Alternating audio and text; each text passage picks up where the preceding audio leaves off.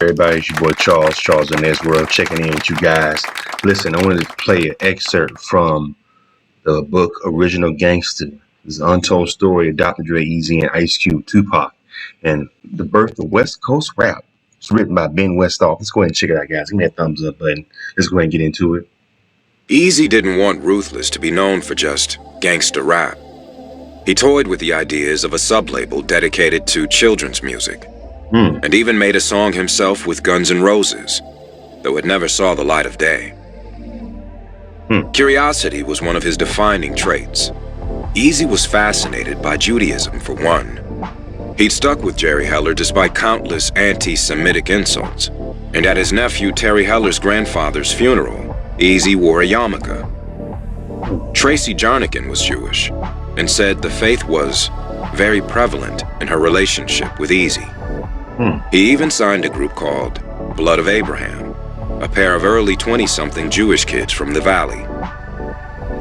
Though major labels expressed interest, Eazy promised them freedom to express their political messages on songs like Niggas and Jews, some say Kites. He said, "You guys are on a militant tip," said group member Binyad.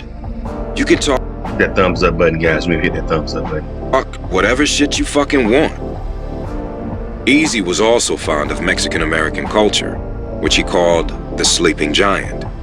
Convinced Latino rap was the future, he signed Kid Frost, who'd come up in the electro scene and broke out with his 1990 Chicano pride anthem, La Raza, from his album Hispanic Causing Panic. I remember that. Eazy bought him out of his Virgin contract.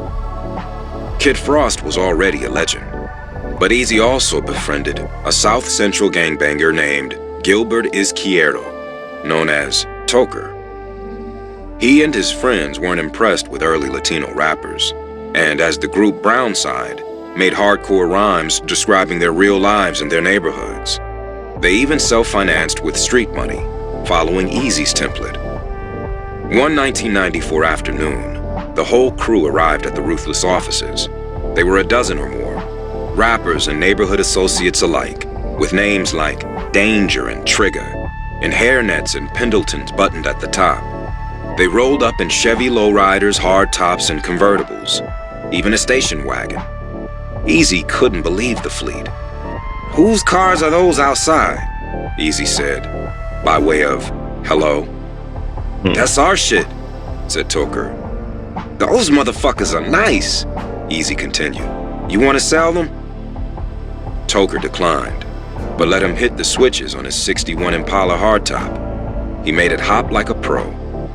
"Damn fool," Toker said. They began chatting. Eazy knew their neighborhood in South Central.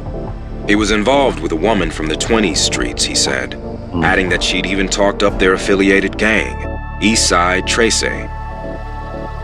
Nothing could have endeared him more to the crew, and meanwhile Eazy was impressed with their video for their song, Gang Related. He offered to sign them, but Toker eventually convinced him to give them a distribution deal. Brownside recorded their own version of The Boys in the Hood called Vatos en the Barrio, and Eazy and Toker became close.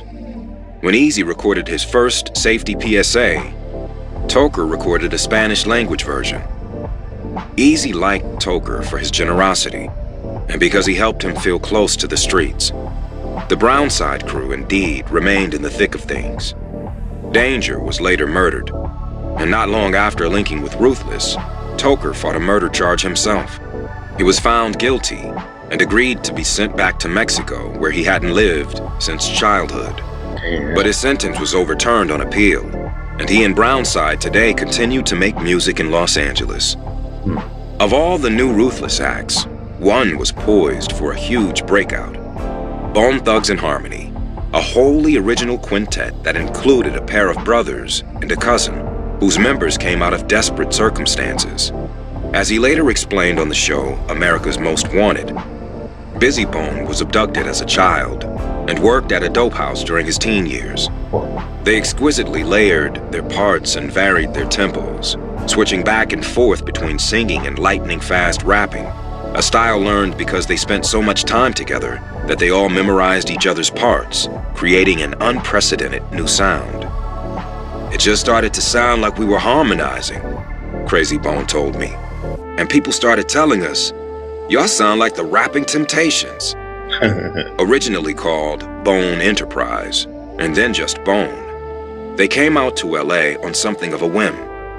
Group member Flesh and Bone was attending school in the area and convinced the others it was crawling with celebrities and opportunity. Longtime NWA fans and intent on signing with Eazy, they took a Greyhound to Los Angeles, where they began to call Ruthless, leaving persistent messages. Eazy finally called them back, and Crazy Bone rapped for him over the phone. Eazy said he'd be performing in Cleveland in a couple weeks, where Eazy finally met them backstage. "Were you the dudes rapping on the phone?" he asked them, to which they responded affirmatively. "I want to work with y'all," Eazy went on. "When are you trying to leave?" "Immediately," they responded. Bone Thugs single-handedly reinvigorated Ruthless Records. They gave Eazy nostalgic pangs of himself and his group when they were younger. Crazy Bone said that when one of the group members got up to use the bathroom, the other four followed. "Man, if NWA would have been as tight as y'all, nobody would have never came between us," Eazy told them. As with Brownside, Eazy felt he understood them because they came from the streets, but they were incredibly raw. Upon arriving in the Valley to record their 1994 debut EP, Creepin' on a Come Up, they partied their young brains out and were kicked out of countless hotels. The guys could spit fast and tell street stories, but Eazy and their producer, DJ Unique, crafted them into something slower and darker, bordering on horrorcore, combining creepy voices and chanting with lyrics about dark spirituality and Ouija boards. Based on their early song, Thugs and Harmony, it was Eazy's idea to add the Thugs and Harmony to their name. Their brash, madcap personalities were captured on the debut, which produced a huge single, Thuggish Ruggish Bone, and sold 4 million copies. Tamika and Jerry. Tamika Woods met Eazy-E at an LA club in 1990. She wasn't an adoring fan. In fact, anyway, y'all, that is the excerpt from Original Gangsters, man. This is a really good book. Y'all want to go check it out. I didn't know that Kid Frost was signed to Eazy-E. I remember whatever happened to Kid Frost? I think he had some health complications. Kid Frost comes with, that's like late 80s. That's like he came around this, I would say, towards the borderline of like right after the NWA came out. He came out maybe a year later, you know. So he's like one of the first OG like Latino hip hop artists. And I remember Kid. I was a little kid. I remember seeing the video. This is kind of awesome. Yeah, that's the first time you really saw like Los Angeles. I think that's the first time you really saw like Latin culture too in a music video. They didn't have like a lot of like this is before Cypress Hill. Cypress Hill wasn't even out yet. Cypress Hill probably didn't come around until 5 years later after Kid Frost. So he's like the OG of Latino street rap. Anyway, man, what do y'all think, man? Leave your comments and subscribe to Charles Inez World. Appreciate you guys watching. Take care.